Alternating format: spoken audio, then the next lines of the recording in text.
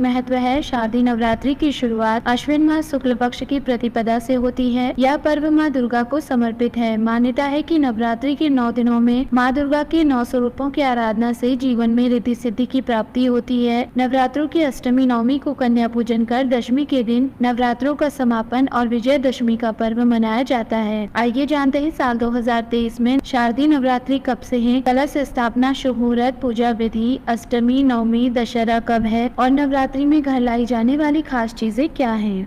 शारदीय नवरात्रि शुभ मुहूर्त 2023। साल 2023 में शारदीय नवरात्रि का पर्व 15 अक्टूबर रविवार से शुरू होकर 23 अक्टूबर तक चलेगा। प्रतिपदा तिथि प्रारंभ होगी 14 अक्टूबर रात्रि 11:24 पर। प्रतिपदा तिथि समाप्त होगी 16 अक्टूबर प्रातःकाल 12:32 पर। घट स्थापना शुभ मुहूर्त होगा 15 अक्टूबर प्रातःकाल 11:44 से दोपहर 12:30 तक। दशमी तिथि दशहरा व नवरात्रि पारण होगा 24 अक्टूबर। दुर्गा अष्टमी 22 अक्टूबर और दुर्गा नवमी 23 अक्टूबर। कलश स्थापना विधि। नवरात्रि के पहले दिन कलश स्थापना का विधान है। इस दिन प्रातःकाल जल्दी उठकर स्नान के बाद व्रत का संकल्प लें और पूजा स्थल पर कलश या घट की स्थापना करें। कलश स्थापना के लिए सर्वप्रथम मिट्टी के बर्तन में सप्तधान्य बोलें। अब उसमें जल से भरा कलश रखकर रोली के ऊपर स्वास्तिक बना लें। कलश के ऊपरी भाग में कलावा बांधकर उसे उसी पात्र में रख दें जिसमें सप्तधान्य बोए हैं।